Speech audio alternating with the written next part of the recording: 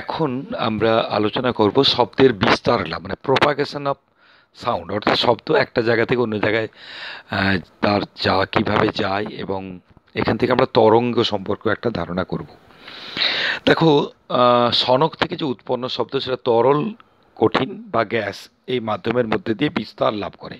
বিস্তার মানে এখানে প্রোপাগেট হওয়া, মানে একটা জায়গা থেকে অন্য একটা জায়গায় যাওয়া।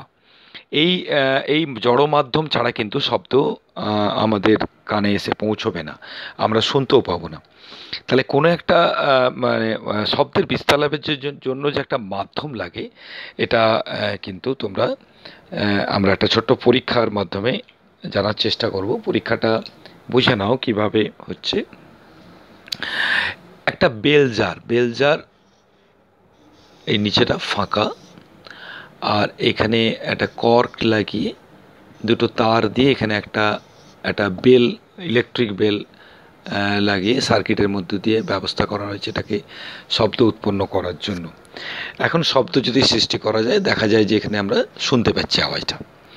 এইবার কি করাচ্ছে, বেলজারের নিচেটা তো ফাঁকা, এটাকে একটা টেবিলের উপর এটা বসিয়ে দেওয়া হলো। টেবিলের এখানে মাঝখানে এখানে একটা ছিদ্র করা আছে। এইবার এটা দিয়ে আস্তে আস্তে বায়ু নিষ্কাশন যন্ত্রের সাহায্যে এই বেলজারের মধ্যে থাকা, এটা ভেসলিন টেসলিন দিয়ে আটকানো, ভেসলিন দিয়ে পুরো বায়ু নিরুদ্ধ করা আছে যাতে কোনোভাবে বায়ু প্রবেশ করতে না পারে। তো আস্তে আস্তে এখানে এখন কি হচ্ছে, কলিং বেলটা বাজানো হচ্ছে বা শব্দ সৃষ্টি করা হচ্ছে, তুমি শুনতে পাচ্ছ। ধীরে ধীরে এখান থেকে বায়ু নির্গত, মানে বায়ু নিষ্কাশন করতে থাকলে দেখবে ধীরে ধীরে এই শব্দের প্রাবল্য কমে যাচ্ছে, অর্থাৎ শব্দ বিস্তার লাভ করতে পারছে না এবং একটা সময় আর শোনাই যাচ্ছে না। তার কারণ হচ্ছে ভেতরের জড় মাধ্যম যেটা বায়ু ছিল সেটাকে সম্পূর্ণ নিষ্কাশিত করে নেওয়া হয়েছে। তাহলে শব্দ বিস্তার লাভ করার জন্য একটা মাধ্যমের প্রয়োজন, এটা আমরা পরীক্ষার সাহায্যে দেখতে পেলাম। ঠিক আছে, এইবার এই ভেতরে যত দেখা যায় কম ঘনত্বের গ্যাস রাখা হবে তত শব্দের প্রাবল্য কিন্তু কম হবে। যেমন হাইড্রোজেন গ্যাস রাখলে যা প্রাবল্য হবে, কার্বন ডাইঅক্সাইড গ্যাস রাখলে কিন্তু শব্দের প্রাবল্য বেশি হবে। তাহলে শব্দ বিস্তার লাভ করার জন্য একটা জড় মাধ্যম লাগে। এই কারণে দেখো চাঁদে যখন দুই ব্যক্তি কথা বলবে তখন সরাসরি সেই তারা কথা বলতে পারবে না, তাদের শব্দ কিন্তু প্রপাগেট করবে না, মানে একটা জায়গা থেকে অন্য জায়গায় যাবে না, কারণ চাঁদে বায়ুমণ্ডল নেই। এছাড়াও সূর্যে কিন্তু প্রতিনিয়ত একটা বিস্ফোরণ ঘটছে এবং তার কিন্তু শব্দ আমরা শুনতে পাই না। তার কারণ হলো সূর্য এবং পৃথিবীর মাঝখানে একটা দূরত্ব 15 কোটি কিলোমিটার, তার মধ্যে পৃথিবীর বাইরে বায়ুমণ্ডল তো খুব সামান্যই রয়েছে। তাহলে বাকি পুরো অংশটাই কিন্তু শূন্য, কোনো জড়মাধ্যম নেই। এই কারণে কিন্তু সূর্যে যে বিস্ফোরণের শব্দ পৃথিবীতে কিন্তু এসে পৌঁছয় না।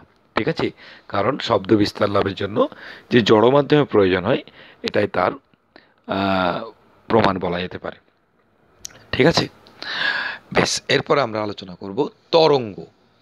তরঙ্গ কি না, তরঙ্গ হচ্ছে জড় মাধ্যম বা শূন্য মাধ্যমের মধ্যে দিয়ে যে আলোড়ন ছড়িয়ে পড়ে তাকেই বলা হয় তরঙ্গ। এবং তরঙ্গ যখন কোনো মাধ্যমের মধ্যে দিয়ে অগ্রসর হয়, যদি সেটা জড় মাধ্যম হয়, মাধ্যমের কণাগুলো কিন্তু স্থানচ্যুত হয় না, তারা শুধুমাত্র একই জায়গা থেকে আন্দোলিত হয়। যেমন পুকুরের জলে যদি পাথর ফেলা হয় তাহলে একটা ঢেউ তৈরি হয়, ঢেউটা একটা জায়গা থেকে অন্য জায়গায় চলে যায়, কিন্তু জলের উপরে ভাসমান কোনো জিনিস থেকে বুঝতে পারবে যে শুধুমাত্র সেটা আন্দোলিত, সেটা কিন্তু সরে যাচ্ছে না। বা একটা টান করা তারে যদি একটা দিকে আমি আন্দোলন সৃষ্টি করি, অন্য প্রান্তে কিন্তু আন্দোলনটা চলে যায়। কিন্তু তারের উপরে যদি তুমি কিছু নাম্বার দিয়ে রাখো, এরকম মনে করো, ধরো এ বিন্দু বি বিন্দু মার্ক করে রাখো, রং করে রাখো, এই যে আন্দোলন চলে যাচ্ছে, কিন্তু দেখবে এই বিন্দুগুলো তার জায়গায়, এই বস্তু বিন্দুগুলো কিন্তু তার জায়গা বা বস্তু কণাগুলো তার জায়গা থেকে সরছে না, শুধু একই জায়গা থেকে সেটা আন্দোলিত হচ্ছে। তাহলে এটা একটা মাধ্যমের কণাগুলির সমষ্টিগত আন্দোলন, যা একটা জায়গা থেকে অন্য জায়গায় ছড়িয়ে পড়ে এবং শক্তি সঞ্চালিত করে, একেই বলা হয় তরঙ্গ। এই তরঙ্গ দুরকম হতে পারে, একটা কোনো মাধ্যম ছাড়া যেতে পারে, তাকে বলছে তড়িৎ চুম্বকীয় তরঙ্গ, যেটা তোমার ধরো মোবাইলের তরঙ্গ, টিভি রেডিও তরঙ্গ, এগুলো বেতার তরঙ্গ, এগুলো তড়িৎ চুম্বকীয় তরঙ্গ। এটা আমাদের এখন আলোচনার জন্য নেই। তো তড়িৎ চুম্বকীয় তরঙ্গ, ইএমডব্লিউ, ইলেকট্রোম্যাগনেটিক ওয়েভ, ইএমডব্লিউ, এটা মাধ্যম ছাড়াই কিন্তু আলো কিন্তু তড়িৎচুম্বকের তরঙ্গ। সূর্য থেকে যে আলো আসছে কিন্তু মাঝখানে মাধ্যম ছাড়াই তো আসছে, তাহলে এই তরঙ্গ কিন্তু মাধ্যম লাগে না। দ্বিতীয় হচ্ছে এগুলো সবই চলতরঙ্গের মধ্যে পড়ে, এটা অগ্রসর হয়ে বলে। দ্বিতীয় হচ্ছে আমরা বলবো স্থিতিস্থাপক তরঙ্গ। স্থিতিস্থাপক তরঙ্গ যেটা কিন্তু একটা স্থিতিস্থাপক মাধ্যম কিন্তু লাগে, শব্দটা অবশ্যই একটা স্থিতিস্থাপক তরঙ্গ। তাহলে স্থিতিস্থাপক তরঙ্গ হচ্ছে স্থিতিস্থাপকের মাধ্যমের কণাগুলির যে কম্পনের ফলে যে আন্দোলন এগিয়ে যায়, মাধ্যমের মধ্যে দিয়ে এক স্থান থেকে অন্য স্থানে শক্তি সঞ্চালিত করে, তাকেই বলা হয়। এবং মাধ্যমের কণাগুলো কিন্তু স্থানচ্যুত করে না, একেই বলা হয় স্থিতিস্থাপক চলতরঙ্গ। তাহলে স্থিতিস্থাপক মাধ্যমের কণাগুলির যে সমষ্টিগত কম্পনের ফলে যখন যে আন্দোলন তৈরি হয়, তার ফলে শক্তি এক স্থান থেকে অন্য স্থানে সঞ্চালিত হয়, কিন্তু মাধ্যমের কণাগুলো স্থানচ্যুত হয় না, একে বলা হয় স্থিতিস্থাপক চলতরঙ্গ বা স্থিতিস্থাপক তরঙ্গ বলতে পারি। ঠিক আছে, শব্দটাও কিন্তু একটা স্থিতিস্থাপক তরঙ্গ। আমরা এই স্থিতিস্থাপক তরঙ্গের দুটো ভাগ আছে, একটা হচ্ছে অনুদৈর্ঘ্য তরঙ্গ আর একটা হচ্ছে তির্যক তরঙ্গ। এই অনুদৈর্ঘ্য তরঙ্গ আমরা একটু আলোচনা করছি, তারপর তির্যক তরঙ্গ আলোচনা করব।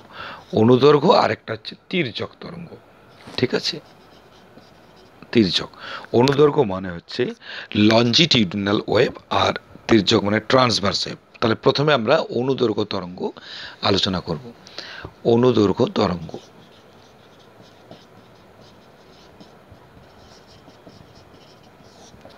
অনুদৈর্ঘ্য তরঙ্গ কাকে বলে না, যখন কোনো একটা তরঙ্গের গতিপথে মাধ্যমের কণাগুলোর যে কম্পনের অভিমুখ তরঙ্গের গতির অভিমুখের যদি সমান্তরাল থাকে, তাকে বলা হয় অনুদৈর্ঘ্য তরঙ্গ। অর্থাৎ মনে করো এ থেকে বিতে যাচ্ছে, এই আন্দোলনগুলো এইভাবে আন্দোলিত হতে হতে যাচ্ছে, একেই বলছি আমরা অনুদৈর্ঘ্য তরঙ্গ।